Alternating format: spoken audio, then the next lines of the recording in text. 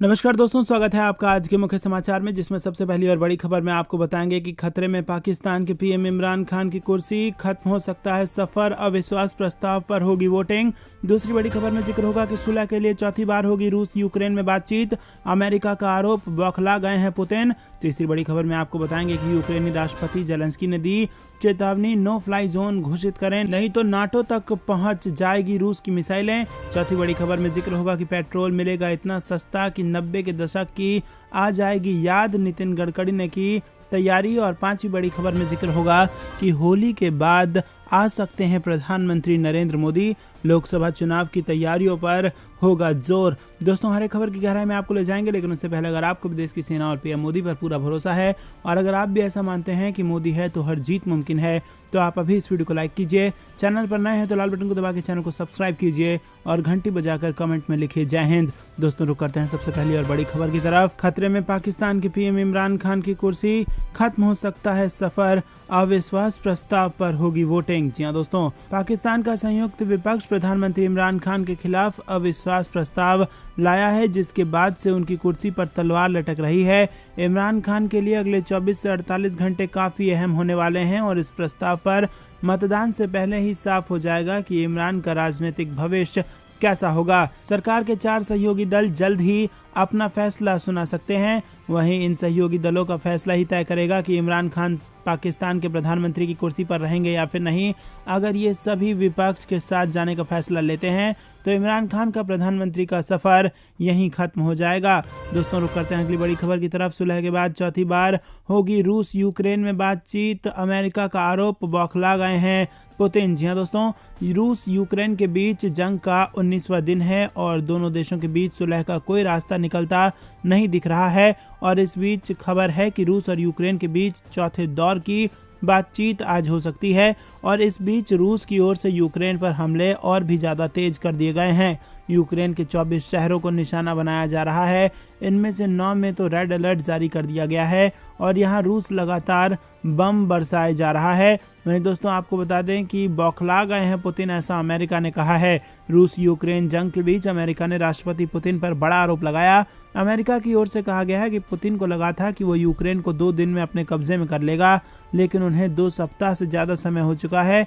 युद्ध का नतीजा नहीं निकल रहा है। वहीं सैन्य रणनीति पूरी तरह विफल हो जाने के कारण पुतिन बौखला गए हैं। यूक्रेन और रूस के बीच चौथे दौर की बातचीत होनी है और इससे पहले दोनों देशों के प्रतिनिधिमंडल 3 बार मुलाकात कर चुके हैं, लेकिन युद्ध रोकने के लिए दोनों के बीच आम सहमति नहीं बन पाई है। ऐसे में चौथे दौर की बातचीत के दौरान दोनों के बीच आम सहमति बनने पर जोर होगा। रुक करते हैं अगली बड़ी खबर की तरफ। यूक्रेनी राष्ट्रपति जेलेंस्की ने दी चेतावनी, नो फ्लाई जोन घोषित करें नहीं तो नाटो तक पहुंच जाएगी रूस की मिसाइलें। जी हां दोस्तों, यूक्रेन के राष्ट्रपति व्लादिमीर जेलेंस्की ने नाटो नेताओं से अपने देश पर नो फ्लाई जोन स्थापित करने के अपने आह्वान को दोहराया। उन्होंने चेतावनी देते हुए कहा कि ये केवल समय की बात है कि रूसी मिसाइलें भी गठबंधन के क्षेत्रों पर गिरेंगी। रविवार रात को राष्ट्रपति का यह आह्वान लवीव पर दिन में पहले हमला करने के बाद आया, जबकि यूक्रेन पोलैंड सीमा के पास स्थित इंटरनेशनल सेंटर फॉर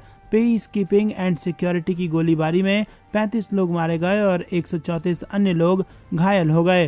दोस्तों, रुक करते हैं अगली बड़ी खबर की तरफ। पेट्रोल मिलेगा इतना सस्ता कि 90 के दशक की याद आ जाएगी, नितिन गडकरी ने की इसकी तैयारी। जी दोस्तों, केंद्रीय मंत्री नितिन गडकरी ने शनिवार को कहा कि ऑटोमोबाइल कंपनियों के शीर्ष अधिकारियों ने उनसे वादा किया है कि वो 6 महीने के भीतर फ्लेक्स फ्यूल वाहनों का विनिर्माण शुरू कर देंगे। गडकरी ने economic times global business summit को वीडियो कॉन्फ्रेंसिंग के जरिए संबोधित करते हुए कहा कि सरकार सार्वजनिक परिवहनों को 100% स्वच्छ ऊर्जा स्रोत के चलाने की योजना पर काम कर रही है। बता दें कि इथेनॉल को पेट्रोल में 20% मिलाया जाता है और इससे ये ब्लेंडेड फ्यूल बन जाता है और सामान पेट्रोल के मुकाबले ये करीब आधी कीमत पर मिलता है। दोस्तों, रुक करते हैं अगली बड़ी खबर की तरफ। होली के बाद काशी आ सकते हैं प्रधानमंत्री नरेंद्र मोदी, लोकसभा चुनाव की तैयारियों पर अब देंगे जोर। जी हाँ दोस्तों, आपको बता दें प्रधानमंत्री नरेंद्र मोदी होली के बाद अगले महीने से लेकर जून तक बनारस आ सकते हैं। दरअसल इसके पूर्व भी पीएम चुनाव जीतने के बाद बनारस आकर कार्यकर्ताओं के साथ काशी वासियों का आभार जताने के लिए आते रहे हैं और इस दौरान प्रधानमंत्री बाबा दरबार में हाजिरी लगाएंगे। तो वहीं दूसरी ओर काशी में परियोजनाओं के जल्द पूरा होने को लेकर भी मंथन होना है। पीएम मोदी की महत्वाकांक्षी परियोजनाओं को लेकर भी पूर्वांचल में अब चुनाव के बाद प्रशासनिक रणनीति का दौर शुरू होना तय है। वहीं बनारस में मेट्रो, रोपवे, खिड़किया घाट पर एम्फीबियस प्लेन और 4 लेन सहित पर्यटन को धार देने वाली योजनाओं को जमीन पर उतारना है। ऐसे में पीएम मोदी के अगले काशी दौरे में परियोजनाओं की प्राथमिकता में होना तय है। इसी के साथ दोस्तों आपको बता दें कि पार्टी के स्तर पर भी पीएम के सरकार गठन के बाद काशी आने की उम्मीदों को बल मिल रहा है। हालांकि पार्टी स्तर पर अब भी सिर्फ कयास ही है, लेकिन पीएम नरेंद्र मोदी ने जिस तरह का अंतिम दौर में चुनाव प्रचार किया है और भाजपा ने सफलता हासिल की है, उससे ये तय है कि पीएम मोदी की प्राथमिकता में पूर्वांचल और पूर्वांचल का विकास आगे ही है। और पीएम नरेंद्र मोदी ने चुनाव प्रचार के दौरान अंतिम 2 दिन बनारस के मतदाताओं से कई स्तर पर संवाद कायम किया था। वहीं पार्टी कार्यकर्ताओं को भी घर घर मोदी का प्रणाम पहुंचाने की अपेक्षा जताई थी। ऐसे में प्रधानमंत्री नरेंद्र मोदी परिणाम आने के बाद उन कार्यकर्ताओं का आभार जताने के लिए अपने संसदीय क्षेत्र काशी आ सकते हैं। रुक करते हैं अगली बड़ी खबर की तरफ। कोरोना की नई लहर, चीन में लाखों लोग लॉकडाउन में और दुनिया भर में 6 करोड़ पार हो गए एक्टिव मरीज। जी हाँ दोस्तों, दुनिया भर में कोरोना के मामले तेजी से बढ़ने लगे हैं। पिछले 24 घंटे में दुनिया भर में 13 लाख से ज़्यादा नए केस सामने आए हैं, जबकि 3,579 लोगों की मौत हो गई है।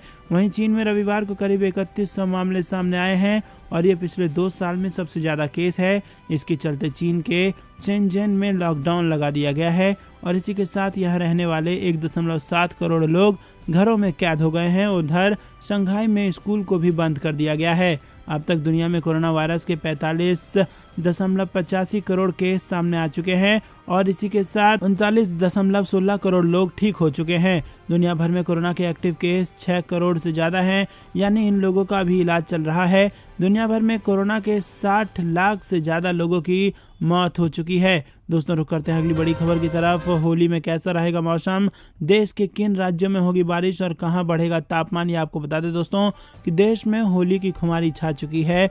ऐसे में लोग मौसम को लेकर सशंकित हैं कि कहीं ये बदल ना जाए।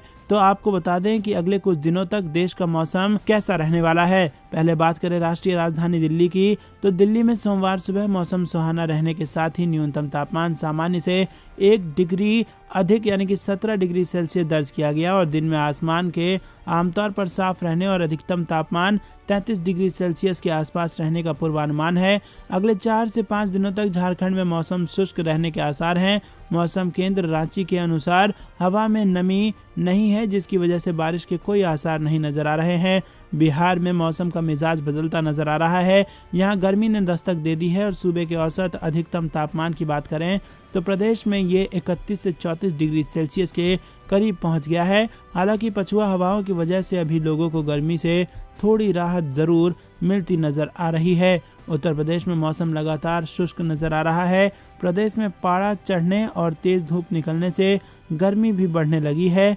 भारतीय मौसम विज्ञान विभाग के पूर्वानुमान की बात करें तो इस सप्ताह तक गर्मी में और तेजी आएगी। वहीं मध्य प्रदेश में मौसम के तेवर बदल चुके हैं। यहाँ दिन का पारा भोपाल में 35 डिग्री सेल्सियस तक पहुँच गया है। राजस्थान में सूरज की तपिश बढ़ने के साथ गर्मी ने लोगों की दिक्कतें बढ़ा दी है और 40 डिग्री सेल्सियस तक गर्मी दर्ज की गई है। दोस्तों रुक करते हैं अगली बड़ी खबर की तरफ। भारत ने ब्रह्मोस सुपरसोनिक क्रूज मिसाइल की बढ़ा दी है रेंज और अब 800 किलोमीटर दूर तक दुश्मन के ठिकानों को कर सकेगी नेस्त नाबूद। जी हाँ दोस्तों, भारत की ब्रह्मोस सुपरसोनिक मिसाइल गलती से पाकिस्तान के इलाके में जाकर गिरने को लेकर हो रहे विवाद के बीच एक अच्छी खबर आ रही है।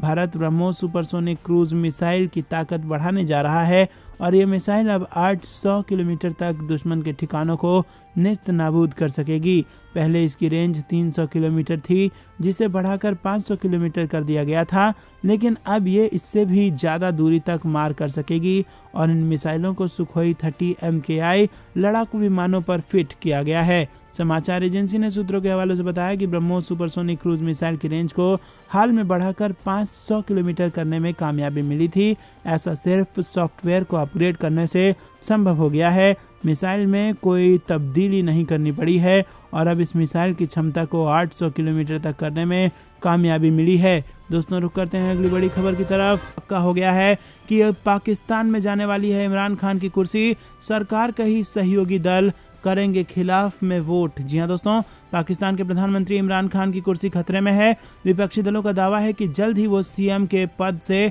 बेदखल होंगे। पाकिस्तान मुस्लिम लीग नवाज के वरिष्ठ नेता का दावा है कि सहयोगी दल ही जल्द इमरान का साथ छोड़ने वाले हैं। सहयोगी दलों के 23 सदस्य अविश्वास प्रस्ताव में विपक्ष का साथ दे सकते हैं और हाल ही के दिनों में विपक्षी पार्टियों ने इमरान खान के खिलाफ अविश्वास प्रस्ताव पेश किया है। विपक्षी नेताओं ने पाकिस्तान के डॉन अखबार को बताया कि सत्तारूढ़ पीटीआई सरकार के सहयोगियों के साथ विपक्षी दलों की बातचीत अपने अंतिम चरण में है। ऐसे में इमरान खान की सरकार कुछ ही दिनों में टूटने वाली है। पाकिस्तान मुस्लिम लीग नवाज के एक वरिष्ठ नेता के अनुसार सहयोगी दलों ने पहले ही फैसला कर लिया है कि वो सत्तारूढ़ गठबंधन छोड़ देंगे। बताते चले कि इस सप्ताह की शुरुआत में पीएमएलएन और पाकिस्तानी पीपुल्स पार्टी के लगभग 100 सांसदों द्वारा हस्ताक्षरित अविश्वास प्रस्ताव को नेशनल असेंबली सचिवालय के समक्ष प्रस्तुत किया गया था। रुक करते हैं अगली बड़ी खबर की तरफ। यूक्रेन से जंग खत्म करने के मूड में नहीं है पुतिन। बातचीत के बाद फ्रांस के राष्ट्रपति ने किया खुलासा।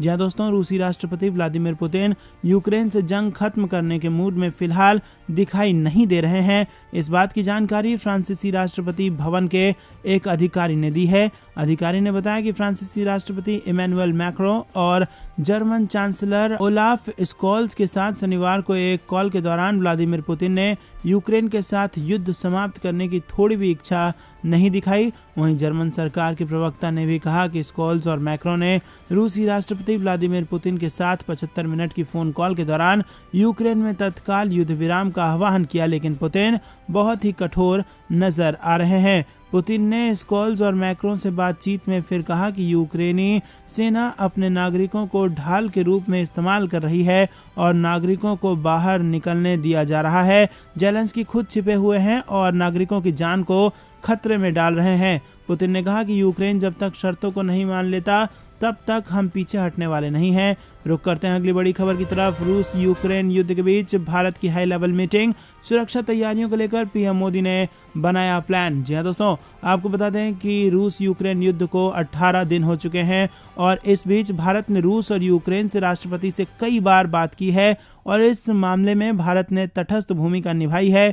रूस यूक्रेन विवाद के बीच प्रधानमंत्री नरेंद्र मोदी भारत की सुरक्षा तैयारियों और मौजूदा वैश्विक परिदृश्य की समीक्षा के लिए एक हाई लेवल मीटिंग कर रहे हैं। मीटिंग में रक्षा मंत्री राजनाथ सिंह, राष्ट्रीय सुरक्षा सलाहकार अजीत डोभाल, विदेश मंत्री एस जयशंकर, वित्त मंत्री निर्मला सीतारमण समेत कई बड़े नेता और अधिकारी शामिल रहे।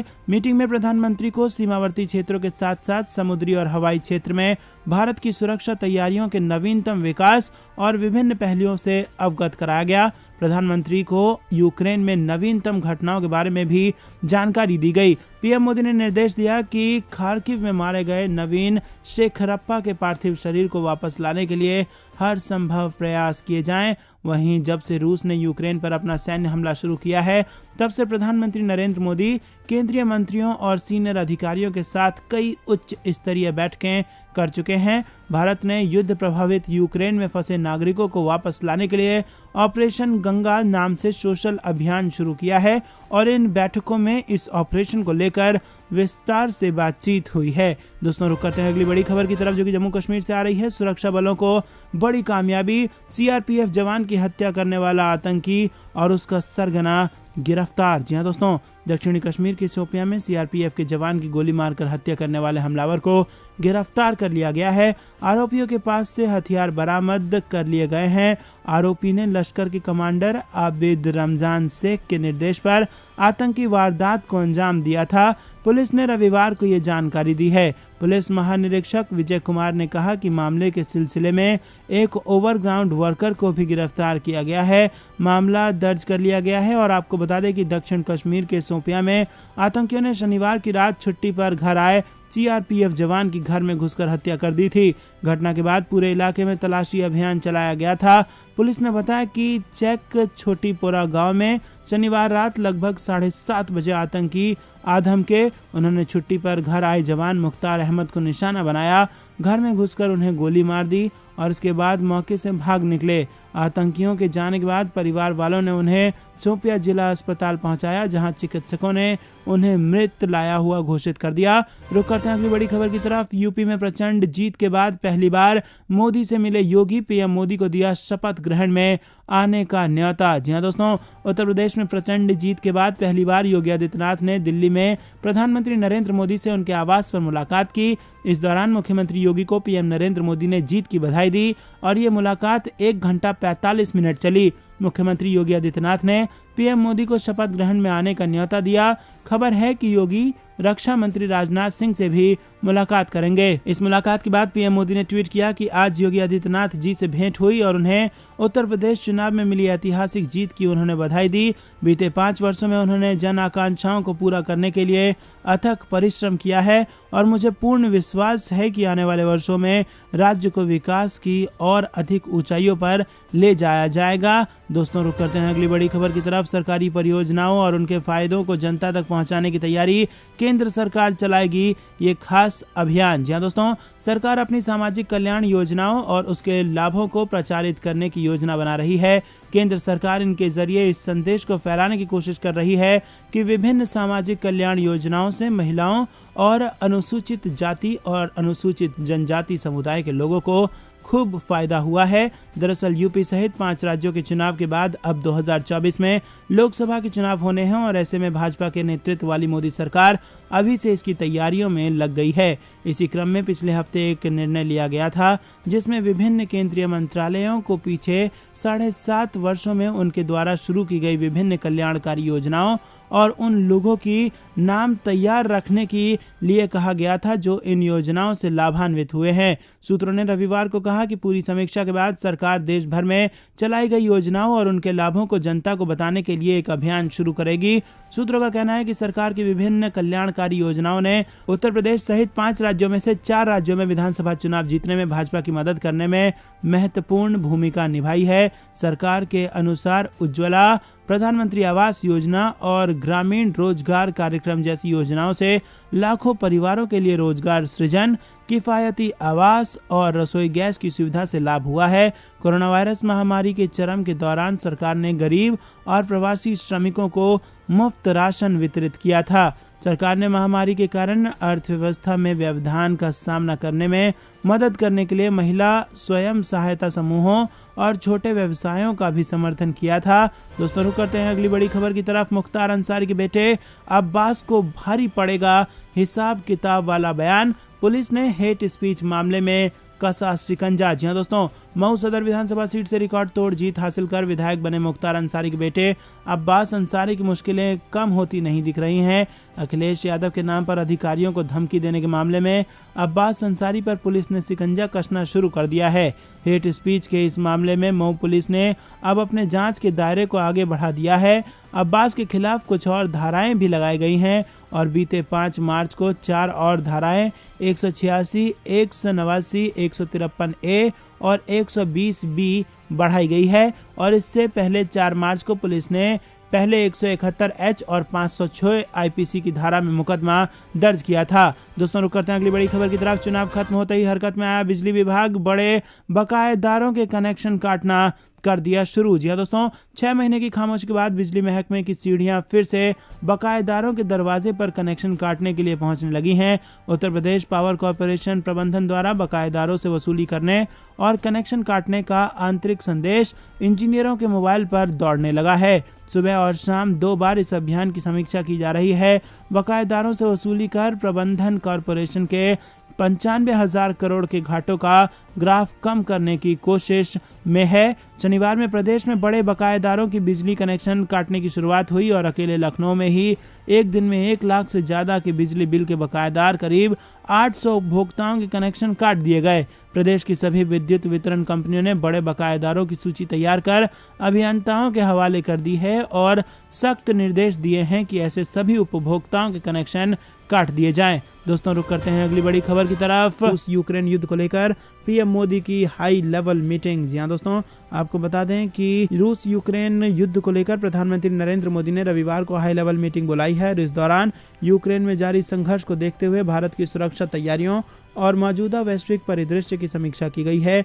जब से रूस ने यूक्रेन पर अपना सैन्य हमला शुरू किया है, तब से प्रधानमंत्री केंद्रीय मंत्रियों और सीनियर अधिकारियों के साथ उच्च स्तरीय बैठक कर चुके हैं कई बार और भारत ने युद्ध प्रभावित यूक्रेन में फंसे नागरिकों को वापस लाने के लिए ऑपरेशन गंगा नाम से विशाल अभियान शुरू किया है और इन बैठकों में इस ऑपरेशन को लेकर विस्तार से बातचीत हुई है। वहीं रविवार की बैठक में रक्षा मंत्री राजनाथ सिंह, विदेश मंत्री एस जयशंकर, वित्त मंत्री निर्मला सीतारमण, विदेश सचिव हर्षवर्धन श्रृंगला और राष्ट्रीय सुरक्षा सलाहकार अजीत डोभाल ने हिस्सा लिया है। मोदी ने 2 युद्धरत राष्ट्रों के नेताओं रूसी राष्ट्रपति व्लादिमीर पुतिन और उनके यूक्रेनी समकक्ष व्लादिमीर जेलेंस्की के साथ भी बातचीत की है और मोदी ने दोनों नेताओं से रक्तपात और विनाश को समाप्त करने के लिए वार्ता और कूटनीति की वापसी की अपील की है।